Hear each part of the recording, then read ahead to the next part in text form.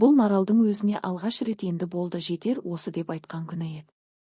Ол компьютерді қосып туристік агенттіктің сайтын ашып отырып, іштей күбірледі. Мен әйелімнің бар болғаны 35 жастамын. Мен де бақытты болуға лайықпын деп. 3 жыл бойы өзін ұмытып тек күнкөріспен жүрген ол алғаш рет тыныстауға рұқсат берді. Ұлымен бірге бір аптаға болса да жылы жаққа кеткісі келді. Экранда түрлі курорттардың жарқын суреттері алма-кезек ауысып жатты. Таңдау қиын еді, бәрі де әдемі, бәрі де қызықты. Түркия, Мысыр бәрі қосылған демалыстар. Көз үйренген жалықтырған бағыттар. Ақыры ол жүрегі тартқан Дубайды таңдады. Марал бұл қаламен студент кезінен таныс болатын. Алдымен құрбыларымен, кейін отбасымен күйеуі Бекзатпен және ұлы Даниярмен бірге талай барған. Бекзатпен ол 25 жасында танысты. Сымбатты, өзіне сенімді, ауқатты жігіт еді. Иегінің жанындағы кішкентай меңі бірден көзге түсетін. Сол сәтте ақ Марал өз-өзін ұстай алмай тағдырын осы адаммен байланыстыруға бел буды. Алғашқы жылдар ертегі секілді өтті. Сапарлар, гүлдер, қуаныш, махаббат. Сосын бала дүниеге келді. Бірақ Данияр туғаннан кейін бір жылдан соң бәрі баяу білінбей өзгере бастады. Бекзат жұмыстан кешігіп келетін болды. Кейде түн ортасына дейін жоқ. Іс-сапарлары жиіледі. Ай сайын дерлі, көбіне жылы елдерге.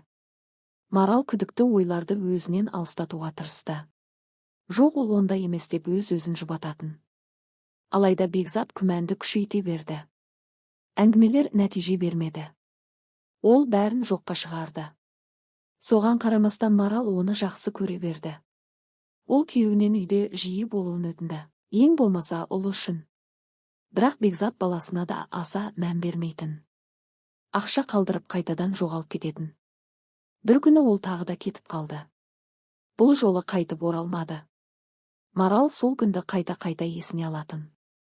Әр минутын, әр сөзін. Алғашында жылады. Кейін жылауға да шамасы жетпеді. Ұлына мұңын білдірмеуге тырысты. Әкесі ұзақ сапарда деп алдайтын. Ақпанның суық кешеді. 3 күн қатарынан Марал телефонды қолынан тастамай, пәтер ішінде жүрді. Бекзат Ташкентке кеткен. 3 күн бұрын келуі керек. Телефоны өшірулі. Хабар жоқ. Анашым, сен неге мұңайып жүрсің деп сұрады. 5 жасар Данияр, мен мұңайып тұрған жоқпын деді. Марал, неге ұйықтамадың? Бала үнсіз бөлмесіне кетті. Ол әкесінің сирек болуына үйреніп қалған еді. Соңғы жарты жылда Бекзат оның бөлмесіне де кірмеген. Марал күйеуінің жұмыс істейтін компаниясына қоңырау шалды. Бекзат Ташкентте зауыт ашылып жатыр деген. Ол фирманың бас директоры Сапарғали Әлібекұлымен сөйлесті. Күйеуімнің іс сапары туралы білгім келеді деді ол қобалжып. Ол 3 күн бұрын келуі керек. Қандай іс сапар деп таңғалды директор. Марал, бізде Ташкентте ешқандай зауыт жоқ. Бекзат маған 2 аптаға демалысқа кететінін айтқан. Марал телефонды әрең ұстады. Демалысқа. Ол үнсіз қоңырауды үзді. Диванға отыра кетіп бетін қолымен басты.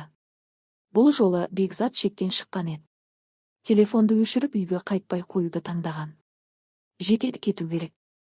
Ертерек кету керек еді. Бірақ ол ұлы үшін қалды. Бекзат баланы қамтамасыз ете алатын. Ал өзі жалғыз қалса қалай күн көрерін білмеді. Бірақ шындық, ол күйеуін әлі де жақсы көретін. Қазір ол өзін жеңуі тиіс еді. Көп әйелдер жалғыз өзі баласын өсіріп отыр. Ол да шыдайды. Данияр үшін бәріне дайын. Осы сәтте телефон шыр етті. Сапарғали Әлібекұлы қайта қоңырау шалып тұр екен. Директор Маралды сабырға шақырып ұзақ сөйлеп отырды. Фирма қолдан келген көмектің бәрін көрсететінін айтты. Мұрагерлік мәселелерінде барлық заңдық сұрақтарды да өз мойнына алатынын жеткізді. Бірақ бұл қалай мүмкін, деді Марал дауысы қалтырап. Егер Бекзатты әлі таппаса ше? Бәлкім ол тірі шығар. Мұндай жағдайлар болады ғой. Адамды денесі табылмаса да қаза болды деп тануға болады, деді директор жаймен. Мен сіздің бұл жоғалтумен келісуіңіз қаншалықты қиын екенін түсінемін. Бірақ бізге оның аман қалуына еш мүмкіндік болмағанын нақты айтты. Кешіріңіз. Марал енді оның сөзін естімеді. Көзінен жас сел болып ақты. Ол енді қалай өмір сүретінін, алда не күтіп тұрғанын мүлде елестете алмады. Өзін әрең жинап директорды шығарып салды да ас үйге келіп отырды. Анашым, сен неге жылап отырсың? Марал ас үйге ұлы Даниярдың кіріп келгенін байқамай қалыпты. Жоқ, мен жылап отырған жоқпын, деді ол асығыс. Көзіме бірдеңе түсіп кеткен сияқты. Ал сен неге тағы ұйықтамай жүрсің? Сен бір ағаймен сөйлесіп жаттың ғой. Ол әкеңнің жұмысындағы кісі. Ал әкем қайда? Әкең, деп Марал тоқтап қалды. Айтар сөз табылмады. 5 жастағы балаға әкесінің қайтыс болғанын айтуға жүрегі шыдамады. Ал аспанға кетті деп алдауға да тілі бармады. Сол сәтте ол уақытты созуды жөн көрді. Бала өзі қайта сұрағанша: әкең тағы да сапарда, деді ол ақырын. Әдеттегідей, тек бұл жолы сәл ұзаққа кетеді. Ол онда не істеп жүр? Данияр дәл сол жаста еді, балалардың сұрағы таусылмайтын кезең. Ал сол сұрақтарға жауап беру қазір Марал үшін ең ауыр нәрсе болды. Ол жаңа дүниелерді ашып жүр, деді ол ойланбастан. Тауларды, көлдерді, теңіздерді аралап жүр. Қысқасы, әрі жұмыс істеп жүр, әрі саяхатта. Мен де жаңа дүниелер ашқым келеді. Әрине ашасың. Өскенде қалағаныңның бәрін жасайсың. Ал қазір ұйықтауың керек. Адам ең көп ұйқыда өседі.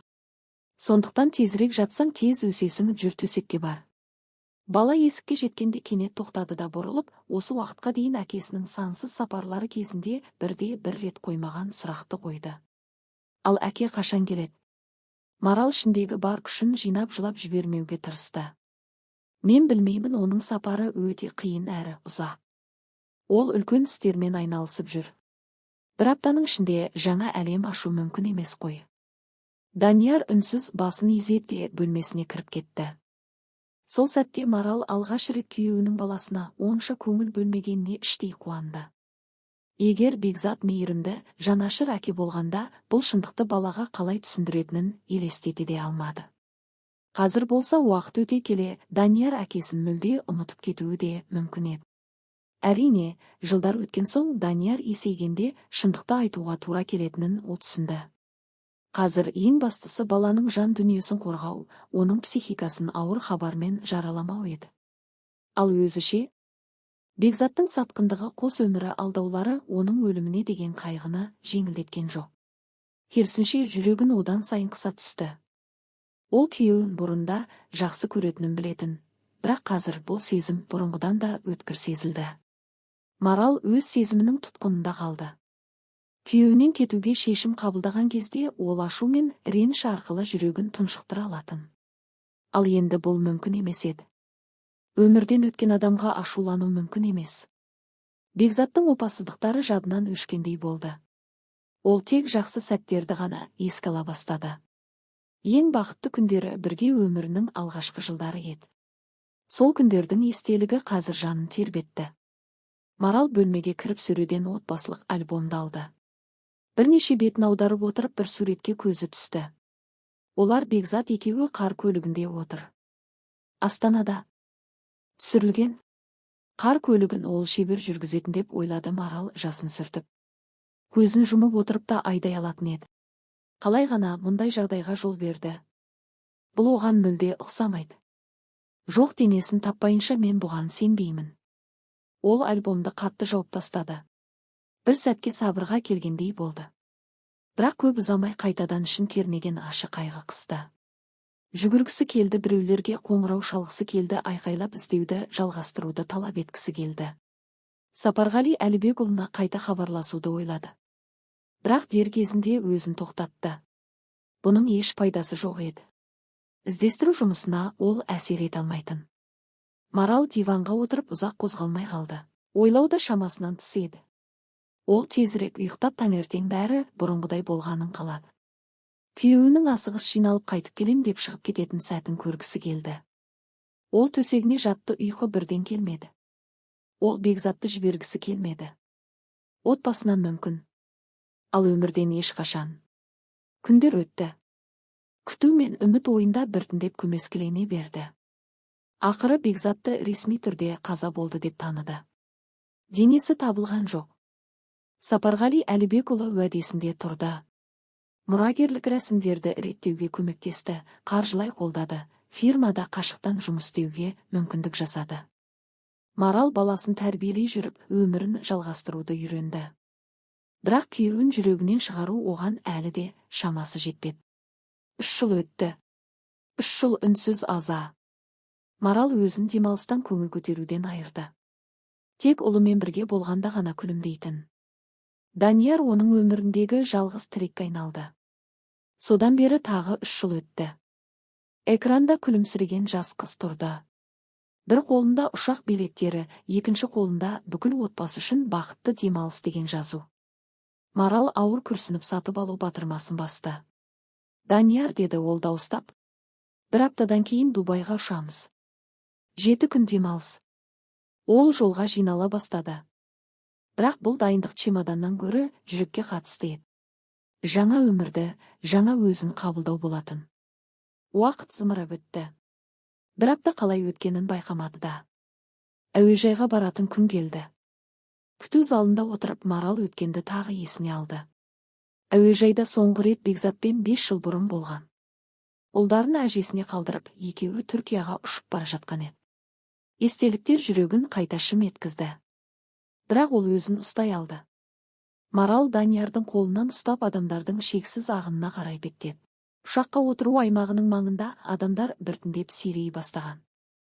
Марал ұлымен бірге өз кейтіне жақын жерге барып отырды. Ол айналасына көз жүгіртіп Дубайға ұшуды күтіп отырған жолаушыларды байқады. Көпшілігінің көңіл-күйі көтеріңкі демалысқа бет алған адамдар екені бірден аңғарылады.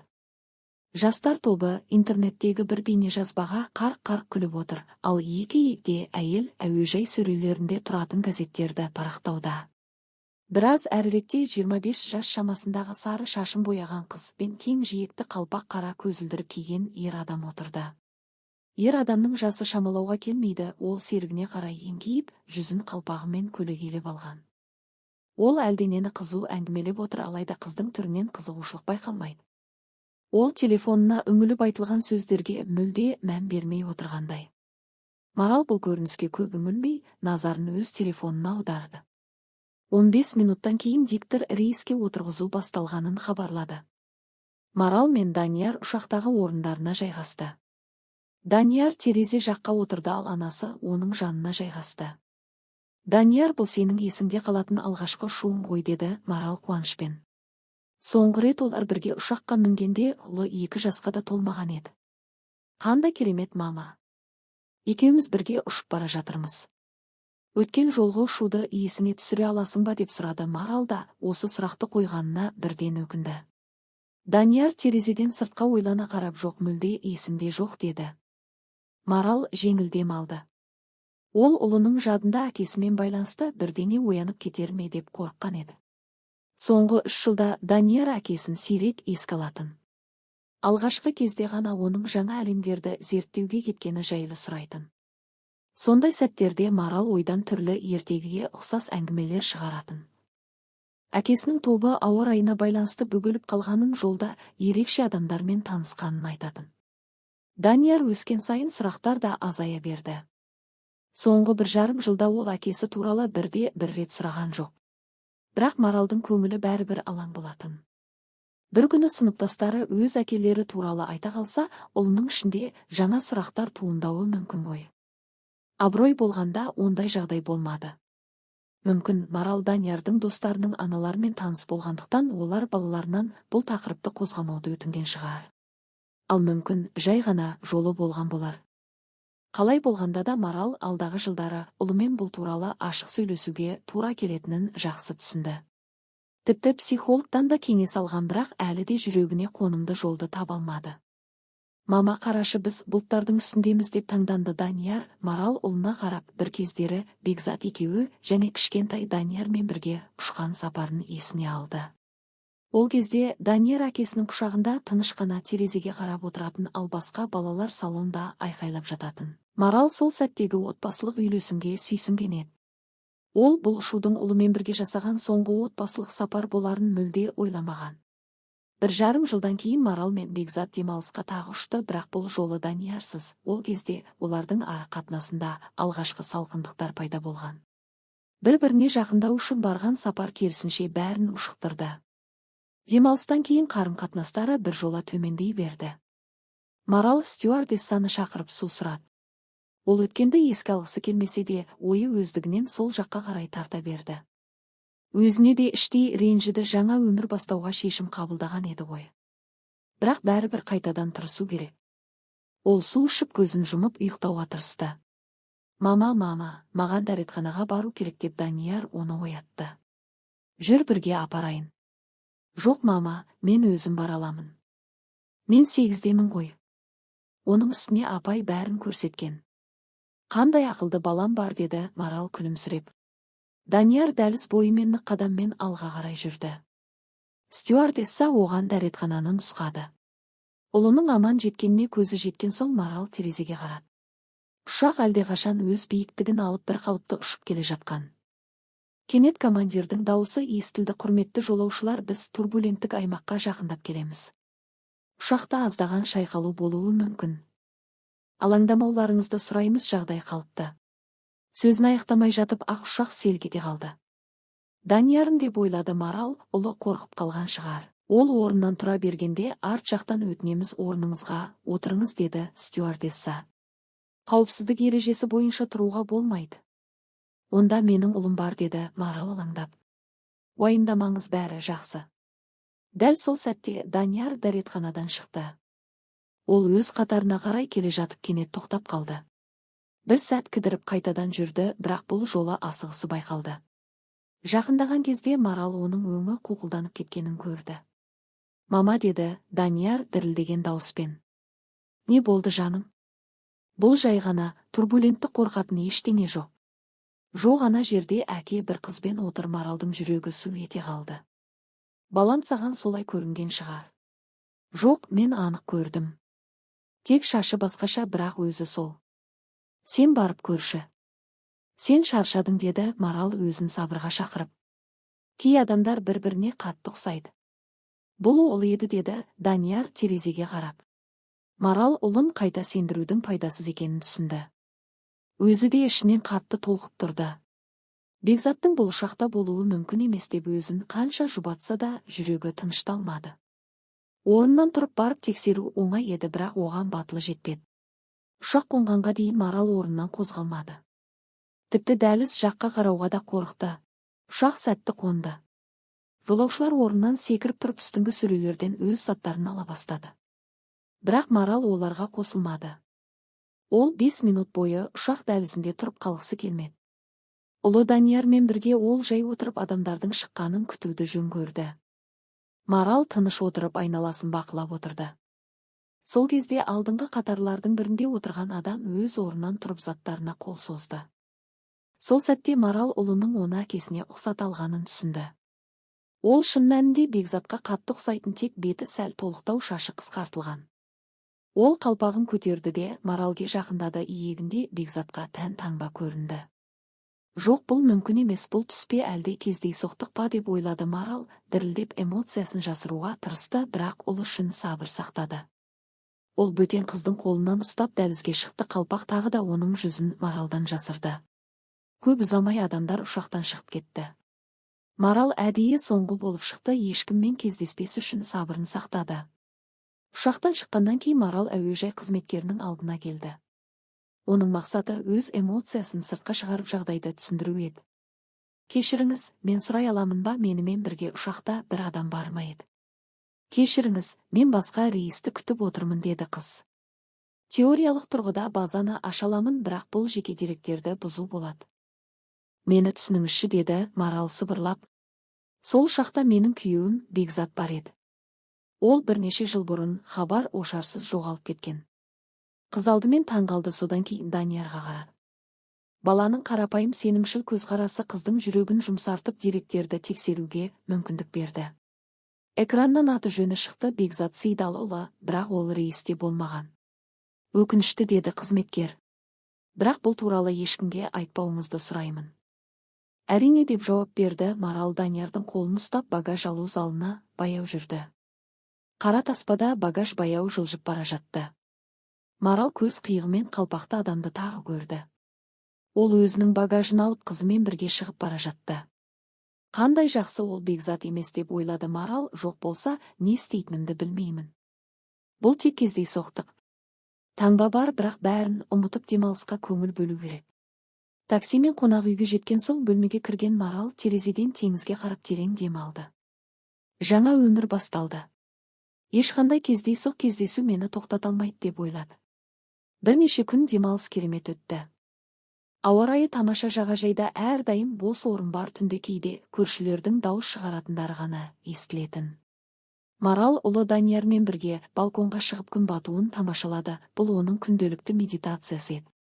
4-ші күні күн бұлтқа кеткенімен Марал әдеттегідей балконға шықты. Сол кезде төменгі қабаттағы бөлмеден дауысы естілді. Марал таныс ер адамның дауысына елең етті. Дана, сені өмірде ақшадан басқа нәрсе қызықтырады ма, деді ер адам. Алғашында мені қамтамасыз ету керек, сосын ғана қызығам, деп жауап берді қыз. Марал құлағын есікке тақап тыңдады. Ер адамның дауысы бірден таныс болды. Бұл Бекзат еді.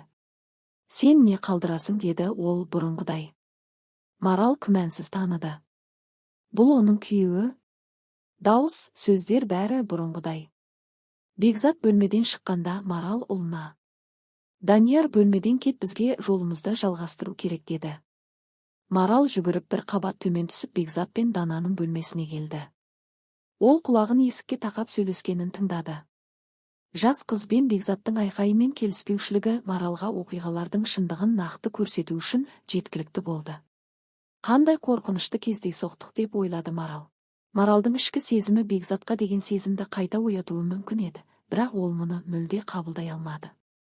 Бірдеңені ойлағанда қайтыс болған күйеуі үшін қиналу мен бірге өткізген бақытты сәттерін еске алу басқа, ал алдыңда өтірікші, адалсыз, қулықкер адам тұрғанда оған қандай махаббат болуы мүмкін? Марал бұл сұраққа жауап таба алмады.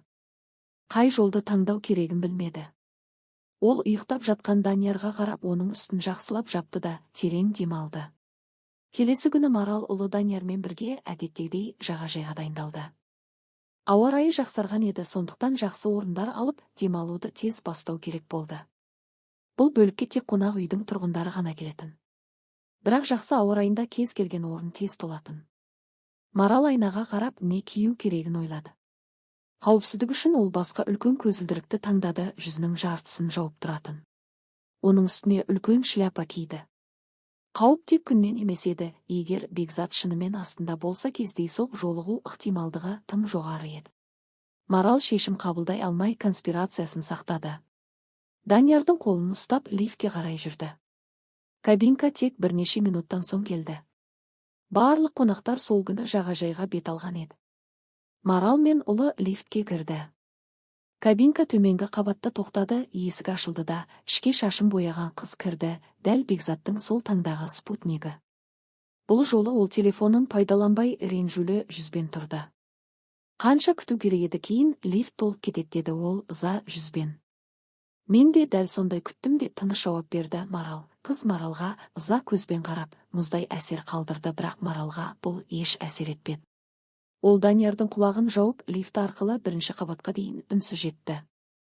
Қолдағы ызыңнан спутница тез жоғалып кетті. Марал іштей қуанды, оның қадамы Бекзатқа бет алғанда еді. Жағажайға жеткенде Марал дұрыс ойлағанын түсінді. Қыз Бекзатқа қарай бет алып келе жатты. Ал Бекзат өз кезегінде бос орын табуға жауапты сияқты болды. Таңғалды жағдай, екі бос шезлонг оның жақын маңайында тұрды. Егер қаласа оларды көріп сөздерін естуге болатын. Бірақ Марал демалысты бүлдіргісі келмеді, сондықтан өз шезлонгына барып жайғасып Даниярға күннен қорғайтын крем жағып демалды. Ұзақ күтпеді, қыз бірден Бекзатты сөгіп бастады. Не үшін теңізге жақын орын таңдаған жоқсың, деп ренжіді. Жақсырақ болу үшін ерте тұру керек, 11-ге дейін ұйықтамай, деп жауап берді Бекзат сабырлы дауыспен. Сен кеше түнгі 2-ге дейін ішкен жоқ па едің, деп дауысын одан сайын көтерді қыз. Мен күтіп ұйықтай алмадым. Бүгін сабақ болады, менің кеткенімнен сабақ ал, деді Бекзат сабырлы түрде. Қыз тоқтаған жоқ, мен саған жақсылық жасап жатырмын. Барлық реніштерді ұмытып, сенің өтіріктеріңді кешіріп жатырмын, деді. Марал шляпасын алып басын төмен салды, бірақ дауыстар әлі де жетті. Қашан осылай ашулануды тоқтатасың? Деп тыныш айтты Бекзат. Қашан сен осылай тыныш боласың? Деп қыз айқайлады. Марал абайлап басын көтеріп Бекзатқа қарады. Ол сәл қорқып, қолдары ұйысқандай болды. Көрінгендей барда өткен түн ұзақ болған. Маған жатып демалу керек, деді Бекзат, шын мәнінде есінен танып құлады. Не болды деп қыз дабыл қақты. Қыздың ашуы қорқынышқа айналды. Бірақ Бекзат үшін бұл қорқыныш мәнсіз еді. Дана тек айқайлап шын көмек көрсетпеді. Марал шезлонгтан секіріп Бекзатқа көмектесті. Ол тыныс алу жолын ашып, оны бүйірге аударды, қолдарын дұрыс қойды. Содан кейін тез барып шезлонгтардан күннен қорғайтын шатыры алды да Бекзатқа орнатты. Бірнеше секундтан кейін Бекзат оянып Маралды көрді. Марал, сен бе? Деді Бекзат даусы бүлкілдеп. Иә, менмін деп жауап берді Марал. Сол сәтте Дана дәрігермен бірге қайтып келді. Дәрігер Бекзатқа инъекция жасап пульсті тексерді. Бәрі қалыпты, жай ғана ыстықтан есінен танып қалған. Дәрігер оны салқын бөлмеге апарып демалту керек деді. Қалай мен апарамын деп таң қалды Дана. Өзім барамын деп сыбырлады Бекзат. Бекзат шезлонгтан тұрып айналаға қарады. Мүмкін ол Маралды іздеді, бірақ Марал уақытында шляпасын кигендіктен көрінбеді. Ол Данаға қарап қонақ үйге қайтты. Марал сол шезлонгта қалды. Демалыс әрі сынаққа толы болды. Бекзат оның орнында екенін білсе де сөйлесуге мүмкіндік болмады. Марал Даниярға қарап ұлының әкесіне қалай қарайтынын ойлады. Бекзат мүмкін ұлын көргісі келіп, тіпті тәрбиесіне араласқысы келетін шығар. Бірақ бүгінгі жағдай оған бір сабақ болды. Кімнің қасында болған тиімді ойлы, ақылды әйелдер ме, әлде ақымақ әрі материалист қыздар ма? Марал Бекзатты өміріне қайта оралуын қаламады, тіпті егер ол кешірім сұраса да. Ол өте мейірімді адам болатын, бірақ сатқындықты кешіру тым қиын еді. Марал заттарын жинап Даниярмен бірге қонақ үй кафесіне түсті. Әрбір ер адамға Бекзаттың бейнесін елестетіп, тіпті тамақтану да дұрыс жүрмеді. Ол ұлының қолынан ұстап бөлмесіне қайтып кетті. Әлі төсекке жатпай жатып телефон шалды. Марал оны таба алмады. Сол уақытта есікте қағылды. «Бір секунд күтіңіз» деп айқайлады Марал телефонды іздеп. Қабырғадағы қоңырау қайта шалынды. Не болып жатыр деп ашуланып Марал есікке қарай жүрді. Есікті ашқанда Бекзат тұрды. «Мені қалай таптың?» деді ол.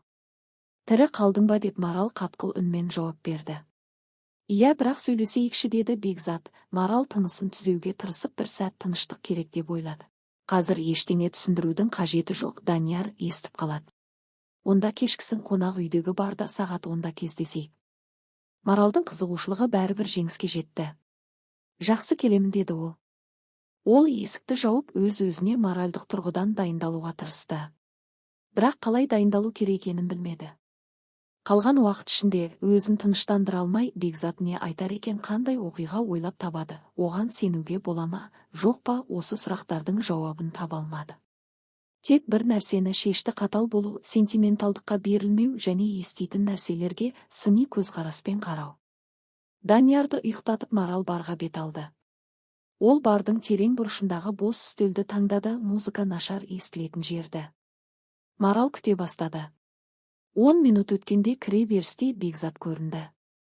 Марал оған ешқандай белгі бермеді, оны тез табу үшін. Бекзат бардың ішін мұқият аралап, ең алыс үстелге келді. «Сәлем, Марал» деді Бекзат кінәлі даусымен. «Көрісіп тұрмыз» деп кесіп жауап берді Марал. «Бұған дейін бірдеңе тапсырыс бердің бе?» «Жоқ, ал сен мұнда ішіп келдің бе?» «Солай сөйлесу оңай болады» деді Бекзат. Ол барға беттеді, 2 коктейль тапсырып үстелге әкелді. «Дәрігерлер саған ішуге рұқсат берді ме?» «Менің ойымша, ес-түссіз болғаннан кейін алкоголь ішуді кейінге қалдырған дұрыс» деп Марал жауап берді. «Мен алкогольсіз алдым. Кешегі жағажайдағы көмегің үшін рахмет» деді Бекзат. «Ештеңе етпейді» деді Марал. «Өзіңнің денсаулығыңа неге мән бермейсің?» деді Бекзат. «Соңғы уақытта өзімді бақылауды тоқтаттым. Жарайды, назар аудару керек» деп жауап берді Марал. «Ал сен қазір мертсің ғой.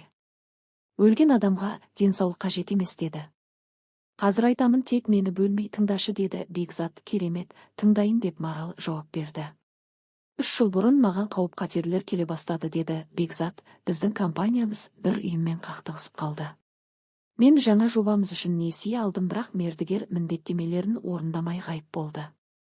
Кейін мен кредиторларға жүгіндім, бірақ ешкім тыңдамады. Полицейлер көмектесе алмайтынын айтты. Сол кезден бастап үнемі қоңыраулар мен хаттар келді, төлем талап етті. Мен ешқашан мұндай ақша жинай алмайтын едім. Қауіп күшейе түсті. Мен Ташкентке кетуге мәжбүр болдым, деді Бекзат. Бірнеше аптадан соң қайта оралуға дайын болдым, бірақ демалыс үйіндегі күзетші маған спорттық топ іздестіріп жүргенін айтты. Мен қашып үлгермес едім. Тіпті әуежайда да, вокзалда да. Жаңа өміріңді жасырдың ба деп таң қалды Марал. Иә, деді Бекзат. Генеральный директорға хабарластым. Біз Бекзаттың өлімі туралы жоспар құрастырдық. Ол барлық компанияға хабарлайды деп сендім. Сен үшін жасалған еді. Қалай сен осындай қатал жолды таңдадың деп сәл дірілдеді Марал. Мен бұлай жасауға мәжбүр болдым. Қауіп-қатерден қашу мүмкін болмады. Баламыз кішкентай еді, қосымша қорқыныш қажет емес. Сен ұлыңды сағындың ба деп сұрады Марал. Иә, 3 жыл бойы, деді Бекзат. Ал неге өмір сүргеніңді айтпадың деп таң қалды Марал. Қауіп әлі де бар еді. Қалаға шықпау керек еді. Телефон қадағаланады. Сенің реакцияңды болжай алмадым деп үнсіз жауап берді Бекзат. Сен 3 жыл бойы мені жоққа шығардың, деді Марал. Иә, бірақ мен бұл үшін кешірім сұрағым келеді, деді Бекзат. Сенің өкінуің менің жылдар бойы сезінгендерімді өшірмейді, деді Марал. Мен тек өзімді ақтағым келді, деп Бекзат үнсіз қалды. Жақсы, ал ары қарай не болды деп Марал сұрады. 2 жыл бойы үздіксіз қаштым, атамды өзгертіп, әр түрлі қалаларда тұрдым. Ақырында қаржы ұйымы жабылып, мен қайта оралдым. Жаңа бизнес бастадым, жаңа өмірмен. Жаңа Бекзат па деп күлді Марал. Иә, символикалық деп ойладым, деді Бекзат. Қане жеткілікті, деп Марал кесіп кетті. Мен саған сеніп жәбірленуші күйі ойнауыңды қаламаймын. Бекзат тыныш қарап басын изеді. Мен сені түсінемін, тек кешіріміңді тыңдағым келді, деп үнсіз қалды ол. Иә, мен әлі сенің сөздеріңді бағалай алмаймын, деді Марал, көздерінде қаталдықпен. Бекзат не жауап беретінін білмеді. Ол бос бокалға көз тастап келесі сусын үшін тұрып кете жаздады да бірден қайта отырды. Не болды деп ойлады Марал. Тағы да нашар болды ма, қазір шу шығады. Баяу бол, ештеңеге мән берме, тыңдама, деп өзіне сыбырлады ол. Алғашында Марал оның бұрынғы күйеуінің айтқан сөздер екенін түсінбеді. Бірнеше секундтан кейін Бекзаттың қазіргі бой жеткені Дана үстелге келді. Ах, міне сен қайдасың, мысық, деп айқайлады Дана және Бекзатқа алақаны тигізді. Бар, мен әйелдерге бармайсың ба деп ойлағанымдай болды. Дана, бәрін дұрыс түсінбедің, деді Бекзат түсіндіруге тырысып. Мен бәрін түсіндім, деп Дана Маралға қарады. Сен шын еркек емессің. Мені қорғай алмайсың, ал басқа әйелдерге барып жүрсің. Иә, сен, деді Марал. Сен білесің бе, ол балапанымен бірге кеппен қосылды. Дана, мен оларды лифтіде көрдім. Ол сені пайдалану үшін осында келеді, ақымақ. Тоқта, деп араласты Марал. Жоқ, жалғастырсын. Сен қапарсызың, әрі маған бұлай сөйлеуге батылдық көрсетесің бе, деп Марал Данаға тік қарады. Дана Маралға бұрылып шашынан тартпақ болды, бірақ Бекзат уақытылы жібермей қызды орнына отырғызып ұстап қалды. Оны таста қазір, деп айқайлады Бекзат. Ол ештеңеге кінәлі емес. Ал кінәлі сенсің, бөтен еркектерді ұрлап жүрген. Бірақ Дана тыныштала қойған жоқ. Сіз дұрыс айтасыз, деп Марал үн қосты. Мен дәл осы үшін осында келдім, сізден адал, сенімді, шыншыл адамды алып кету үшін. Қазір сіз оны қайта таба алмайсыз. Сіз өз бақытыңызды менімен тең келмейтін күресте жоғалттыңыз. Сен қайда барасың, деп Бекзат тыныштандыруға тырысты. Мені таста. Барлық шашыңды жұлып аламын, деп Дана айқайлады. Жетер, Дана, бұл мен бұрынғы әйелімін, деді Марал. Қыз бірден тынышталып, бұрынғы жарын, ол еркек. Бекзат ұзақ жылдар бұрын кеткен әйеліндей болды. Иә, ол, деді Бекзат сәл қысылып, көзін жасырмақ болып, ұзақ жылдар бұрын кетті. Марал мұндай сөзді естіп ішінен жоғалды деп ойлады. Иә, дәл солай, ол жоғалды. Бекзат бұл жайды мүлде байқамады. Әрине, ол Данасына барлық оқиғаларын айтқан жоқ. Тек бір сәт күте тұр, деп таң қалды Дана. Ал ол бала, мен оны көрдім, ол сенің балаң ба? Иә, менікі, деп Бекзат үнсіз жауап берді. Бірақ сен балам жоқ деп айтқан едің, Дана таң қалды. Сол кезде жалған айттым, деді Бекзат шыншылдықпен. Дана бір сәт үнсіз қалды, естігенін сіңіріп өңгеруі керек болды. Уайымдама, деп Марал оған тыныш үнмен айтты, бала саған аса қатысы жоқ. Тек биологиялық тұрғыдан ғана. Ол әкесін ұмытып кеткен, сондықтан сен жалған айтқан жоқсың. Мен өзімді ақтауға тырыстым, деп бастады Бекзат. Қалай, мен ерте түсінбедім, деп Дана сөзін бөліп кетті. Сен әйеліңді, баланы, мені тастап кеттің. Мен сені көре алмаймын. Сау бол. Ол үстелден ұшып шықты. Бекзат оның артынан жүгірді, ал Марал тек өзінен қалған коктейльмен қалды. Бір апта бұрын мен бұл демалыстың осылай аяқталатынын ойлауға да батпайтын едім, деп ойлады Марал. Іштей ол қуанды. Біріншіден, иә, ол өтірікші, сатқын, бірақ тірі. Екіншіден, оның траур кезеңі аяқталды. Енді жаңа қиындықтар, Дананың әкесі туралы әңгімелері пайда болады, бірақ бұл күнделікті мәселелер, трагедия емес. Маралдың өмірі бұрынғыдан қызықты болмақ. Ол Дананың айқайына, қорқытуына, шашынан тарту әрекеттеріне мән бермеді. Ол түсінді, жаңа өмір кезеңі басталды, өткен ешқашан оралмайды, тіпті естеліктерде. Марал тұрып жайлап бардан шықты. Ол таза ауада серуендегісі келді. Қонақ үй ауласында ешкім жоқ, бәрі өз бөлмелерінде, барларда немесе мейрамханаларда. Жылы ауа жұтып Марал өзін босап кеткендей сезінді. Өткеннің тұзақтары қирап, ол кіші бір саябаққа келіп, Бекзатты орындықта отырғанда көрді. Судья апа, Мемеке, оны қуалап үлгермедің, деді Марал, және оның қасына отырды. Үлгердім, деді Бекзат, бірақ меніңше ол енді мәңгілікке кетті. Қазір бөлмеден заттарын шығарып жатыр. Жарайды, бас тартпа, деп қолын сермеді Марал. Тыныш бол, мен сені кінәламаймын, деді Бекзат, сен бәрін өзің білесің. Өз-өзіңді аяйсың ба, деп сұрады Марал. Міне қарашы, өмір бойы сен қаша бердің, ақша артынан жеттің, не тап болдың, ойладың. Әлі жассың, бірақ ішіп тұрып құлап қаласың. Неге бұлай жасайсың, мен білмеймін, деді Бекзат, өзімді жоғалттым. Ал сен өзіңді осы күйге өзі әкелдің, деп Марал бір сәтке ол бұрынғы сезімдердің оянып кеткенін ойлады. Бірақ жоқ, жалған сезім жоқ, тек аяушылық бар. Рахмет, деді ол. Бір сәтте мен саған алақаныңды бересің деп ойладым, бұрылып кетер деп ойладым. Рахмет, бұны жасамадың. Шынында сол ой болды, деді Бекзат, ал сен қалай қаланың ортасына қорықпай оралдың? Сенің таныстарың көп еді. Біз Данамен сені байқамауымыз мүмкін еді. Мен қалада тұрмадым, коттедждерде, орталықта аз болдым, негізінен жұмыс істедім. Бекзат қаладан тек машинамен шығатын, сосын өз бейнесін тіпті тегін толық өзгертті. Бұл жеткілікті сияқты көрінді, және шынымен де Маралмен кездесуіне дейін жасырыну әрекеті сәтті жүрді. Тіпті бірінші кездесуде де бәрі ойдағыдай өтті. Марал Бекзатты әуежайда алғаш көрген кезін еске түсірді. Оның кең қалпағы бұрынғы күйеуін тануға мүмкіндік бермеді. Егер Данияр болмаса, бәлкім олар қазір осы жерде отырмаста еді. Иә, мен өзімде күтпеген едім, деп ойлады Марал. Ол бәрін ұмытып кеткен шығар, деп ойладым. Марал, мен баламды көргім келеді, деді Бекзат. Саған бұл неге керек, деп сұрады Марал. Мен түсінемін, енді мен оның толыққанды әкесі бола алмаймын. Бірақ мен оны көргім келеді. Сен өзің айтқансың, мен бәрін қайта құраламын. Маған мүмкіндік берші, деп жалынды Бекзат. Марал не жауап беретінін білмеді. Мүмкін дәл қазір Данияр әлі жас, өсу кезеңіне енбегенде әкенің қатысуын қайта қалпына келтіру ең дұрыс уақыт шығар. Бірақ Марал мұндай шешімді қабылдауға әлі дайын болмады. Ол Даниярды өзі тәрбиелеуге үйренген еді. Мен білмеймін, ол үшін бұл кездесу қиын болуы мүмкін, деп ойлады Марал. Мен барынша сыпайы боламын, деді Бекзат. Жақсы, солай жасайық, мен оны таңертең дайындаймын, саған келе жатқанымды айтамын, содан кейін кездесеміз. Біраз сөйлесеміз, ал кейін мен оның жанында жеке сөйлесемін. Егер ол сені қайта көргісі келсе ғана келесі қадамға қараймыз. Жақсы, онда ертең сағат 11-де қонақ үйдің кафесінде кездесейік. Бірақ есте сақта, Данияр үшін сен саяхатшысың, жаңа жерлерді зерттеушісің. Жақсы, түсіндім, деп Марал қоштасып бөлмесіне қайтты. Ол ұзақ уақыт бойы төсекте ары-бері айналып таңға дейін ұйықтай алмады. Ертеңгі кездесу қалай өтеді? Данияр қалай қабылдайды? Бекзат қалай болады? Бұл ойлар Маралды мазалады. Мүмкін Данияр әкесін қайта көргісі келместе. Сағат 10-да оятқышты қойып Марал Даниярды дайындап барлығын түсіндірді.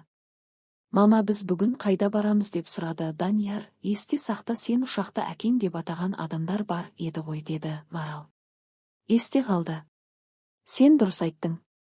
Ол шын мәнінде сенің әкең екен. Ол саяхаттан тікелей Дубайға оралды. Мен айттым ғой деп қуанды Данияр, біз бүгін сол кісіге барамыз. Иә, деді Марал, ол сені көргеніне қуанышты болады. Даниярдың реакциясынан Маралда сенімділік пайда болды. Әкесімен кездесу ол үшін соншалық ауыр болмайтын сияқты. Ол неге ұзақ болмады деп сұрады Данияр. Ол өзі бәрін айтып береді деп жауап берді Марал. Сағат 11-ге таяғанда Марал Даниярмен бірге бөлмеден шықты. Ол толқып тұрды. Мүмкін кездесуін кешіктірейік пе деп ойлады. Бірақ артқа жол жоқ еді. Данияр бәрін білген, кездесу кенет тоқтатылса, психологиялық жаралану тудыруы мүмкін еді. Қонақ үйдің бірінші қабатындағы кафеге жеткенде Бекзат іште отыр екен. Бекзатты көргенде ол тұрды да оларға қарсы жүрді. Әке деп Данияр қуанып жүгірді. Сәлем, менің ұлым, деді Бекзат Даниярды құшақтап. Марал бұрынғы күйеуіне сәлем беріп бәрі бірге үстелге отырды. Қалайсың деп Бекзат Даниярға қарап сұрады. Біз кереметпіз. Біз анаммен бірінші рет осындай керемет сапарда жүрміз. Сендер кереметсіңдер, деді Данияр. Мен сені үнемі ойладым. Шынымен бе деп таң қалды Марал. Шынымен де, деді Данияр. Сен қайда болдың деп сұрады Данияр. Бекзат көз жасын ұстап қалуға тырысты. Мен алыста болдым, келу мүмкін болмады. Жұмысым осындай, әр түрлі қалаларға, ауылдарға, ормандарға, көлдерге бардым. Бұл жұмыс қауіпті, зерттеуді талап етеді. Біз отбасымызбен сирек кездесеміз. Неге жұмыстан шықпайсың? Біз мамамер жиі көре алсақ деп сұрады Данияр. Бұл жұмысты басқа адамдар атқаруы керек, деді Бекзат. Бекзат эмоциясын ұстай алмай телефондағы кенше қоңырауды ойдан шығарып дәретханаға жүгірді. Кейде ерлерге де жылау керек деп ойлады ол. Көрдің бе, Данияр әкеңнің жұмысы қаншалықты қиын деп түсіндірді Марал. Демалыс кезінде де шақырады, алаңдатады. Неге оған мұндай жұмыс керек деп таңғалды Данияр. Әркімнің өз міндеті бар деп жауап берді Марал. Бірнеше минуттан кейін Бекзат оралды. Кешірші, деді ол. Сүруім керек болды. Ал біз саған қатысты жұмысың туралы сөйлестік. Марал әңгімені жалғастырып, Бекзаттың Даниярдың тәрбиесіне қатысуын талқылады. Жұмыс туралы, деді Бекзат. Мен дәл қазір жұмыстан шықтым, телефон арқылы ғана. Ура! Енді жиі көрсеміз деп қуанды Данияр. Иә, әрине, деді Бекзат Маралға қарап. Бірақ егер мама қарсы болмаса ғана. Жоқ, қарсы болмаймын, деді Марал. Біз мүмкіндігінше жиі кездесетін боламыз, деді Бекзат Даниярға. Неге тек бірге тұра алмайсың, бұрынғыдай деп сұрады Данияр. Бекзат жауап бермеді. Ол Маралға қарап жағдайдан шығудың жолын іздеді. Өмірімнің жаңа кезеңін бастау керек, жаңа жұмыс табу керек, әрдайым бізбен бірге бола алмайды. Бірақ кейін бәрі түзеледі, деді Марал. Сөйтіп Бекзат, Марал және Данияр ұзақ отырды, әңгімесін жалғастырып. Олар әңгімелесіп демалыс, теңіз, саяхаттар жайлы бөлісті, өмірлері туралы ойларын айтып, болашаққа жоспар құрастырып отырды. Таңғы ас біткеннен кейін де күн аяқталған жоқ, бәрі бірге жағажайға шықты. Бекзат тіпті ұлына жүзуді үйретуді бастады. Олар бір-бірін жарты сөзден ақ түсінетіндей болды. Тіпті Маралдың қатысуымен сабақ өткенде Данияр ерекше қызығушылықпен қатысып жатты. Марал бәрін бақылап, Бекзатпен алғаш кездескен күндерін, Даниярдың дүниеге келгенін еске алды. Бұл жылы ностальгия, бірақ көп ұзамай Марал өзін қайта қолға алды. Бекзаттың қателіктері мен сатқындықтарын оңай ұмытуға болмайтын. Баламен тіл табысқаны керемет, бірақ дистанцияны сақтау қажет еді, қайтадан бірдей қателікке бармау үшін. Тіпті Бекзат көп өзгерген болса да, бұл ескерту маңызды болды. Кешке қарай олар 3 адам бірге қалада серуендеді. Қараған көзге Марал, Бекзат және Данияр нағыз бақытты отбасы сияқты көрінді. Кеш батып олар қонақ үйге оралды. Лифтте амандасып Марал бөлмесіне кірді.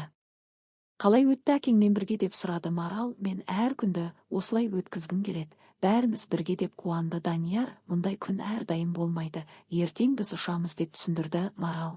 Ертең бе деп таң қалды Данияр. Барлық қызықты сәттерді Бекзатпен бірге Маралдың өзі де ұмытып кеткендей болды. Демалыс аяқталуға жақындағанын байқамады. Жақсы, ертең ұшамыз. Бекзат кейін ұшады, келесі жолы өз қаламызда кездесеміз деп сеніммен жауап берді Марал. Неге сендер бұрынғыдай бірге өмір сүре алмайсыңдар деп сұрады Данияр тағы. Кейде өмірде бізге ұнамайтын таңдау жасауға тура келеді деп түсіндірді Марал. Әкең сол жолды таңдауға мәжбүр болды. Бірақ бәрі өзгеретін болады, біз жиі жолға шығамыз, әкеңмен жиі кездесеміз. Жақсы мама, деді Данияр ақырын төсегіне кетті. Марал да тезірек жатып алды. Біраздан кейін телефон шалынды. Марал үнсіз балконға шықты да есікті мықтап жауып ұйықтап жатқан Даниярды оятпауға тырысты. Алло, Марал, сен бе, деді Бекзат. Иә, нөмірім бар деп жауап берді Марал. Қалай, Данияр, сөйлестің бе, деді Бекзат. Сөйлестім. Ол риза деп жауап берді Марал. Жақсы, онда ертең тағы серуендеуге болам. Жоқ, ертең біз ұшамыз деп жауап берді Марал. Тек қысқаша ғана. Не болды, бәрі дұрыс па деп таң қалды Бекзат. Данияр келесі жолы біз ұшып келгеннен кейін кезет деп түсіндірді Марал. Бірден асықпай қарым-қатынасты біртіндеп қалпына келтіру дұрыс. Дұрыс, онда қайда кездесеміз, деді Бекзат. Қонақ үй ауласында деп айтты Марал. Жақсы, ертеңге дейін, деді Бекзат. Сен маған ренжіме, деді Марал. Сенің әлсіздігіне ашуланбаймын. Әлсіздік қылмыс емес. Сен өте дана әйелсің. Бекзат ұзақ ұйықтай алмады, Данияр мен Марал туралы ойлады. Ол неге бізбен қайтадан бірге өмір сүре алмайды деп сұрады Бекзат. Мүмкін, ол дұрыс айтқан шығар деп ойлады Марал. Егер мен оны кешірген болсам, бәрін қайта бастауға бола ма? Жоқ деп жауап берді Марал аздап үндемей. Өткеннің отбасылық бақытын қайталау мүмкіндігіне өзіне де қиын болды. Маралдың Бекзатқа деген сезімі қайта оянды, бірақ ол өзін бақылап тұрды. Ол өзіне жағажайда берген ескертуін еске алды. Асықпай бұрынғы қателіктерді қайталамау. Бекзатпен жаңа қарым-қатынас тек бірнеше күн ғана таныстық еді. Жаңа өмір бастауға әлі ерте. Кешірім беру бір нәрсе, жаңа реніштердің алдын алу мүлде басқа. Бекзат келіспей басын шайқап, сенің жауабыңды түсіндім. Өз орныңда болсам, мен өзімді кешірмес едім. Бірақ бастысы, баланың әкесін қайта табуы. Бұл үшін уайымдама. Мен келген соң жаз, қашан ұшасыңдар, байланыста бол. Марал бөлмесіне қайтып әуежайға дайындалды. Олар қимас сәтте құшақтасқысы келгенімен олай жасамады. Мүмкін жоқ деп айту Марал өміріндегі ең қиын шешім болды. Ол бала кезінен тәуелсіз әрі өз шешімдерінде батыл адам еді. Бұл жолы өз сезімдерін жеңіп, өзін дәлелдеді. Ол күшті, эмоцияларына тәуелсіз әйел. Лифтке мінгенде көздеріне жас келді, бірақ бұл қайғыдан емес, қуаныштан еді. Жаңа сезімдер, жаңа өмір беттері. Осы демалыста Марал өмірге, сезімдеріне, эмоцияларына басқаша қарауды үйренді. Әкесін қайта табуға көмектесті. Осылайша Марал жаздың жылы күндерінде ақылды әрі мықты әйелге айналды.